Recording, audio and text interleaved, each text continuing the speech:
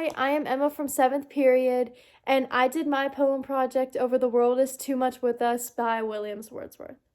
So a small overview of the poem before I start with my hyperlinks is basically the author wrote this poem to show the people in England that the world is more than just material objects and that nature is a really beautiful thing, and people need to start looking out into nature and exploring because they'll really find some amazing things that you can't really find in material objects.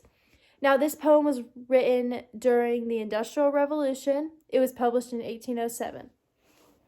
So, my first link of the hyperlinked poem is this biography by William Wordsworth.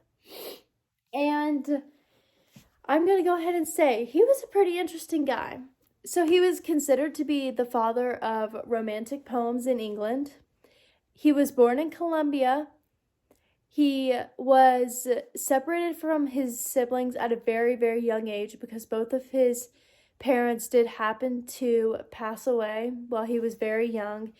He was very close with his mother, but he never really had a great relationship with his father. But the one thing that his father really instilled into him was the importance of literature. And that really got him a long way in life, as you can see from all of his successful poems that he's written. And so his father's words really stuck with him, as long as they weren't close, but he really did make an impact on his life. William often went out into nature and was inspired, and he would walk, and that's how he would write his poems. He would just walk on a trail or walk in nature, and he would just write down what he saw. And he was estimated to walk about 10,000 miles in his lifetime.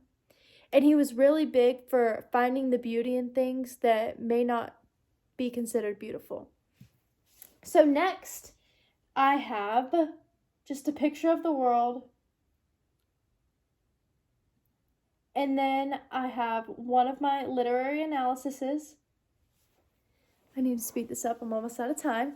Okay, so the first stanza is really interesting because this is a really powerful way to start off the poem because it really gets your reader thinking.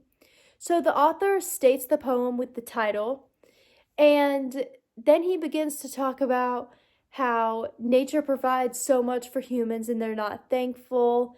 People are too tied up in greed and money. People are more talented than what they actually choose to show the world. The second stanza is about how people are not connected with nature and the true beauty of earth cannot be owned. The author uses many pieces of personification that helps really bring out the beauty in the poem and show the reader